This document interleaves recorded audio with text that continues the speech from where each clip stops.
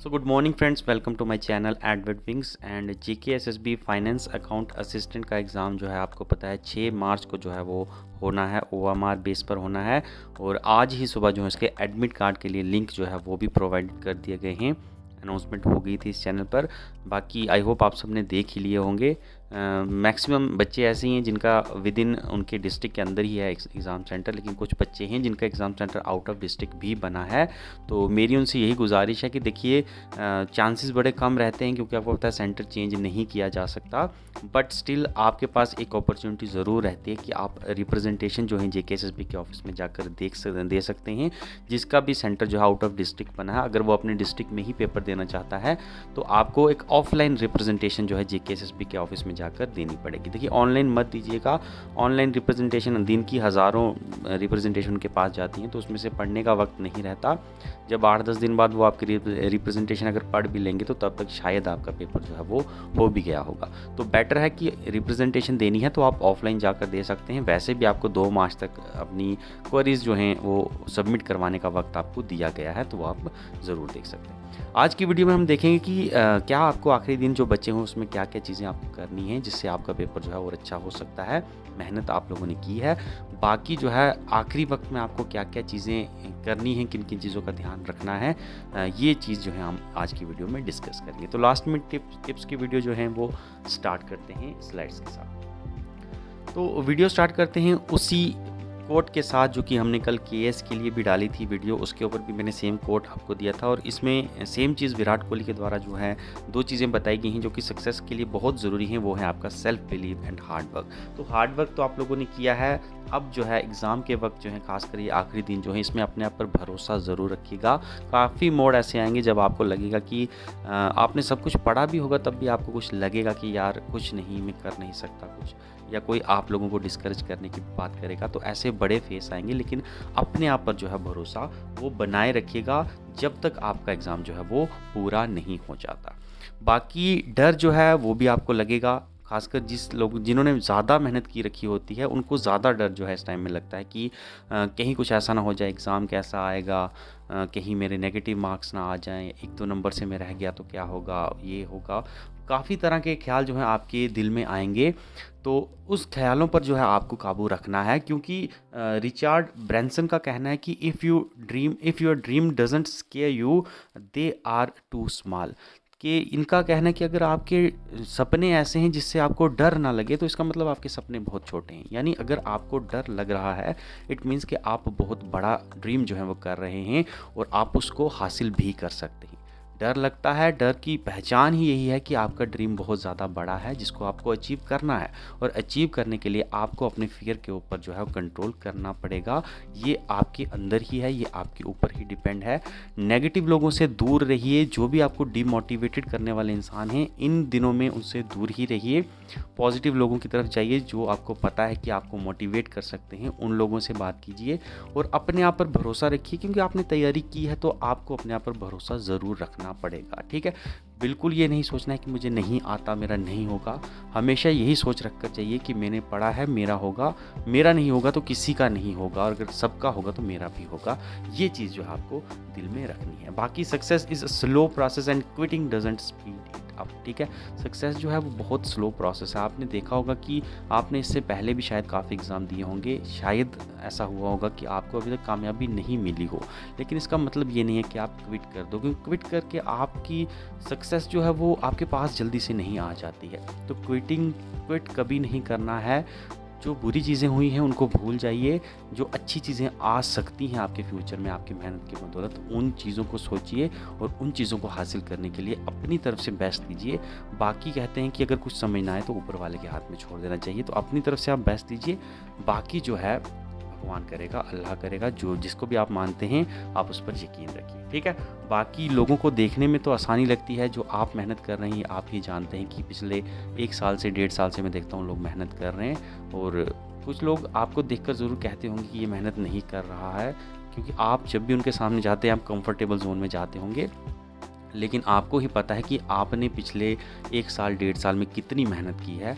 इस चीज़ का ख्याल आपको ही है, तो लोगों की फ़िक्र मत कीजिए। आपको पता है आपने क्या किया है, आपको पता है आपकी मेहनत कितनी है, उस पर ही ध्यान दीजिए। बाकी स्टार्ट करते हैं किन किन चीज़ों पर आपको फोकस करना है। सबसे पहले तो दो इम्पॉर्टेंट सेक्शन आपको पता है 120 नंबर का पेपर है, जिसमें लगभग आपकी 6 सेक्शन है, सॉरी 8 सेक्शन है आई थिंक। तो 8 में से आपकी सिर्फ 2 ही सेक्शन हैं जो कि आपके लगभग हाफ ऑफ द नंबर जो है उसको कैरी करती हैं। उसमें आपकी जीएस आ जाती है जो कि 30 मार्क्स की है, एंड साथ ही साथ आपकी जो है अकाउंटेंसी आ जाती है जो कि 30 मार्क्स की है। ठीक है, तो जिसका भी इन दोनों में से कोई भी वीक पोर्शन है तो प्लीज़ उस वीक पोर्शन को आप इन दिनों में ज़रूर रिवाइज़ कीजिए। अगर आपके दोनों पोर्शन स्ट्रांग हैं तो बहुत अच्छी बात है, आप आगे जा सकते हैं, बाकी वीक टॉपिक्स जो है उनको पढ़ सकते हैं। लेकिन दोनों में से अगर आपका कोई भी टॉपिक है जो कि आपको वीक लग रहा है, ज़्यादातर अकाउंटेंसी लोगों को वीक लगती है जो भी अकाउंटेंसी बैकग्राउंड के नहीं हैं, तो दोनों में से जो भी सेक्शन आपको वीक लगती है इनमें से उस पर ज़रूर फोकस कीजिए, क्योंकि ये 2 सेक्शनें हैं जो कि आपको पेपर के अंदर भी ला सकती हैं और पेपर से बाहर भी कर सकती हैं। इन दोनों सेक्शनों में अगर आप 50 मार्क्स ले आते हैं, आपकी जो सिलेक्शन होगी वो 99% जो है वो डन हो जाएगी, क्योंकि बाकी अगर आप 5-5, 6-6 नंबर भी लाते हैं तब भी जो है आपकी सिलेक्शन डन हो जाएगी। तो इन 2 सेक्शनों पर बहुत ज़्यादा फोकस कीजिएगा। जो भी सेक्शन आपकी वीक रह रही है इन दोनों में से, उसके ऊपर इन बचे हुए दिनों में और ज़्यादा मेहनत कीजिए, ताकि इन दोनों सेक्शन में से आपके कम से कम 50 नंबर जो हैं इन दोनों सेक्शन में से आ जाएं, ताकि आपको बाकी सेक्शंस जो हैं उनके ऊपर डिपेंडेबल बिल्कुल भी ना होना। ठीक है, दूसरी चीज़ है वो है कि मॉक टेस्ट दीजिए। मॉक टेस्ट आपको पता है अलग अलग प्लेटफॉर्म्स पर मौजूद हैं, लेकिन मॉक टेस्ट वो देखिए जो कि आपके एग्ज़ाम के लेवल के साथ मैच कर रहे हों। मैंने देखा है ऑलिव बोर्ड के मॉक टेस्ट हैं, अच्छे मॉक टेस्ट हैं ऑल्दो, लेकिन उनका लेवल बहुत हाई रहता है, जो बच्चों को शायद किसी न किसी पॉइंट पर डिस्करेज भी करते हैं कि मैंने पढ़ा हुआ है, फिर आप टफ मॉक टेस्ट देते हैं जो कि आपको एग्ज़ाम में नहीं वैसा आता, और वो टफ मॉक टेस्ट देकर आपके नंबर कम आते हैं, तो आप डिस्करेज हो जाते हैं कि मैंने क्या पढ़ा है, जो मैंने पढ़ा है वो तो एग्ज़ाम में आ ही नहीं रहा है। तो मॉक टेस्ट वो दीजिए जो कि आपके एग्ज़ाम के लेवल के बराबर के हों। आपको पता है आपका जेकेएसएसबी का एग्ज़ाम कैसा रहता है, और उसके हिसाब से भी आपको पता है कि आपके कौन से इंस्टीट्यूट हैं जिनके मॉक टेस्ट जो हैं वो उस लेवल के होते हैं। तो सिर्फ उस लेवल तक के ही मॉक टेस्ट दीजिए। टफ मॉक टेस्ट करने से कुछ नहीं होता सच्ची में। जो आपके लेवल के, अगर आपको जेकेएसएसबी जो लेवल पूछ रही है आप उससे टफ लेवल कर रहे हैं, आपको कोई फ़ायदा नहीं है, वो आपको सिर्फ डिस्करेज करेंगे। तो मॉक टेस्ट दीजिए। जिसको मॉक टेस्ट नहीं देने हैं, क्योंकि मॉक टेस्ट आपको पता है कि फ्री में तो नहीं मिलते, मॉक टेस्ट के लिए आपको पैसे देने पड़ेंगे।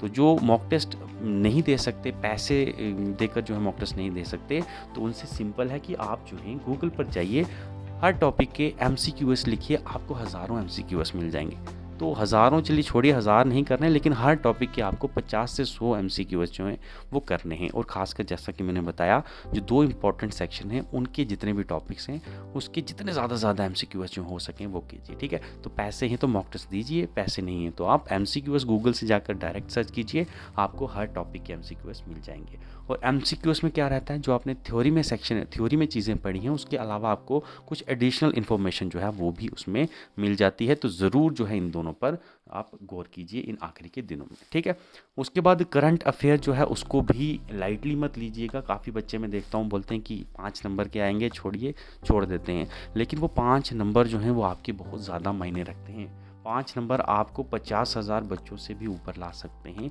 रैंक की वाइज करूँगा। और आजकल ऐसा नहीं है कि सिर्फ 5 ही नंबर आएंगे, मुझे लगता है कि शायद आपको 8 से 10 नंबर के करंट अफेयर आने के बिल्कुल चांसेस रहेंगे। तो आखिरी 1 साल के करंट अफेयर्स जो हैं नेशनल, इंटरनेशनल और जम्मू कश्मीर के, तीनों ही तरह के करंट अफेयर आपको कम से कम 1 साल के पिछले पढ़ने पड़ेंगे। ठीक है, इस चैनल पर भी आपको अलग अलग मंथली करंट अफेयर भी अवेलेबल हैं, प्लेलिस्ट में जाकर देख सकते हैं। ईयरली भी अवेलेबल हैं और 6 महीने के भी अवेलेबल हैं। जो भी आपको सूट करते हैं आप अपने हिसाब से देख सकते हैं। बाकी आप दूसरे चैनल्स पर भी जाकर देख सकते हैं, ऐसी कोई रिस्ट्रिक्शन नहीं है, आपको यहीं से देखना है। जहाँ से आपको अच्छा लगे उसी प्लेटफॉर्म को चूज़ कीजिए, लेकिन कम से कम आपको 1 साल के करंट अफेयर लास्ट के देखने ही देखने। ठीक है, तो इस सेक्शन को बिल्कुल भी लाइटली आपको नहीं लेना है। और आखिर क्या ही टाइम है, इसी टाइम में करंट अफेयर पढ़े जाते हैं, क्योंकि पहले जो आपने करंट अफेयर पढ़े होंगे शायद आपको भूल भी किया होंगे, तो इन दिनों में ज़रूर उसको एक रिवीजन और दीजिए। और आखिर में मैं कहूँगा कि मैथ एंड स्टैटिस्टिक जो है आपका लगभग 20 नंबर के ये 2 पोर्शन हैं आपके, जहाँ तक मेरे को याद है 10 नंबर का ये है और 10 नंबर का ये है, 20 नंबर के हैं। और जो नॉन मेडिकल से दूसरे बच्चे हैं जिनका नॉन मेडिकल का बैकग्राउंड नहीं रहता, उनके लिए ये 2 पोर्शन काफ़ी टफ रहते हैं। लेकिन यकीन मानिए जो नॉन मेडिकल के हैं उनका ये पोर्शन तो अच्छा होगा, इसमें कोई डाउट नहीं है, वो यहाँ से अच्छे मार्क्स ला सकते हैं। लेकिन जो नॉन मेडिकल बैकग्राउंड के नहीं हैं, अगर उन्होंने ये सेक्शनें ढीली छोड़ दी होंगी तो ये चीज़ काफ़ी डिफरेंस ला आएगी। क्योंकि कम से कम अगर आपने मेहनत की होगी, आप 20 में से 15 नंबर यहाँ से ला सकते हैं। वहीं अगर आपने इन दोनों सेक्शनों को ये कहकर छोड़ दिया कि मुश्किल है, मुझसे नहीं हो पाएगी, तो वहीं 15 नंबर जहाँ पर आपके आने थे, 15 नंबर जहाँ पर आने थे वहाँ पर आपके में भी ऐसा हो कि 10 नंबर आए या 8 या 10 नंबर आए। तो वो जो 5 नंबर का डिफरेंस होगा, ये फिर से मैं कहता हूँ 5 नंबर का डिफरेंस कम से कम आपको 50,000 बच्चों के नीचे ले आएगा। तो मैथ और स्टैटिस्टिक को बिल्कुल भी ढीला मत लीजिएगा, इन पोर्शंस को ज़रूर देखिएगा, खासकर जो कि नॉन मेडिकल बैकग्राउंड के नहीं हैं उन बच्चों के लिए स्पेशल है कि मैथ और स्टैटिस्टिक जो है इसको छोड़िएगा मत, प्लीज़ इसको कीजिए।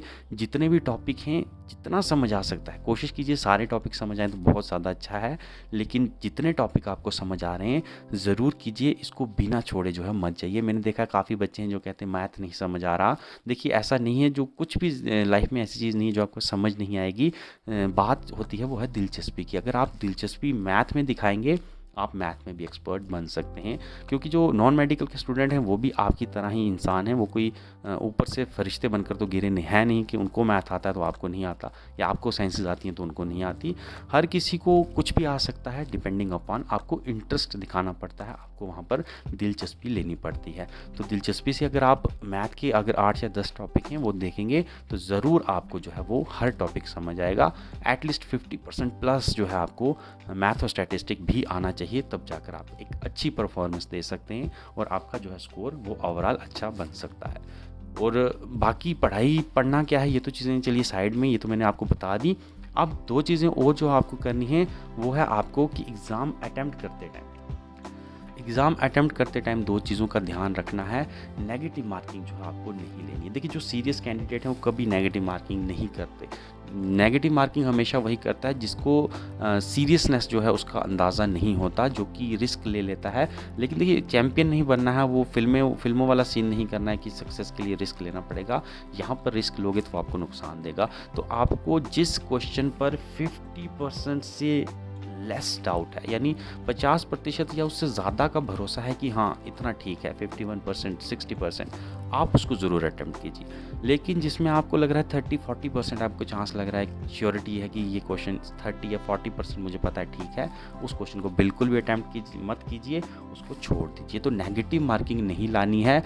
बड़ी बार मैंने देखा है बच्चों का 1 या 1.5 नंबर से रह जाता है, कईयों का आधे नंबर से रह जाता है। वो आधा नंबर आपका जो है वो आपको 0.25 जो है, अगर आप नेगेटिव करके आएंगे आपके 0.25 मार्क्स कटेंगे। और 4 भी क्वेश्चन अगर आपने नेगेटिव कर रखे होंगे तो आपका 1 नंबर जो है वो कट जाएगा। और आखिर में अगर आप 1 नंबर से आप बाहर होगे तो फिर आपको बहुत ज़्यादा दुख होगा। तो नेगेटिव मार्किंग बिल्कुल भी नहीं करनी है। 50% से ज़्यादा अगर आपको श्योरिटी है किसी क्वेश्चन पर तभी आप उसको अटैम्प्ट कर सकते हैं। 50% से कम श्योरिटी है तो उसको बिल्कुल भी अटैम्प्ट करने की ज़रूरत नहीं है। एंड आखिर में जो है OMR शीट को मार्क करते टाइम जब आप गोले लगाते हैं ऊपर, यहाँ पर गोला लगाना है। ऐसा होता है कि आपने एक गोला लगाया होता है, फिर आप किसी और क्वेश्चन को कर रहे हैं, ये जिसका गोला आपको यहाँ लगाना है उसी का गोला आप यहीं पर भी लगा देते हैं, तो वो आपका क्वेश्चन जो है वो भी गलत हो जाता है। जो आपने सही किया रखा है वो भी गलत हो गया और दूसरा यहाँ पर जो आपको इसका लगाना था वो भी गलत हो गया। तो इस तरह से आपके 2 क्वेश्चन गलत हो सकते हैं। तो प्लीज़ OMR शीट को मार्क करते टाइम बहुत ज़्यादा ध्यान रखिए, गलत चीज़ को मार्क नहीं करना है। बहुत वक्त होता है, 2 घंटे बहुत हैं, आपको मैथ और स्टैट निकालना है, बाकी सब चीज़ें ऐसी हैं जो कि आपको थ्योरेटिकली ही करनी है, तो बहुत टाइम मिल जाता है। शांति से पेपर कीजिए, बहुत वक्त होता है। और OMR शीट को मार्क करते टाइम बिल्कुल ध्यान रखिए कि 2 गोले जो हैं, एक क्वेश्चन के 2 गोले वो मार्क ना हो, क्योंकि इससे आपके 2 क्वेश्चन जो हैं वो गलत हो जाएंगे। तो इस चीज़ पर बिल्कुल ध्यान काफ़ी रखिए।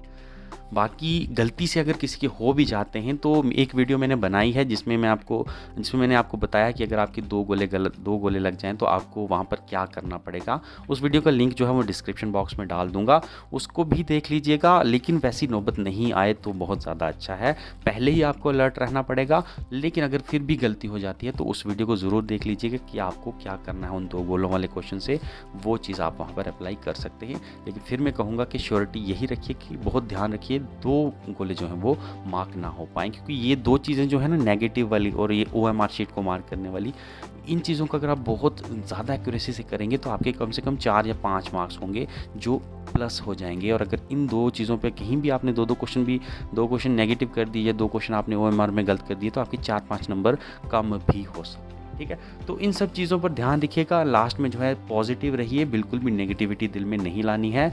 यही है कि अगर आप नहीं कर सकते तो कोई भी नहीं कर सकता, इस बात को ध्यान रखिएगा। और अगर आपको पता है कि 972 बच्चे सिलेक्ट होने ही होने हैं तो मुझे उनमें से एक होना है, ये चीज़ ध्यान में रखिएगा।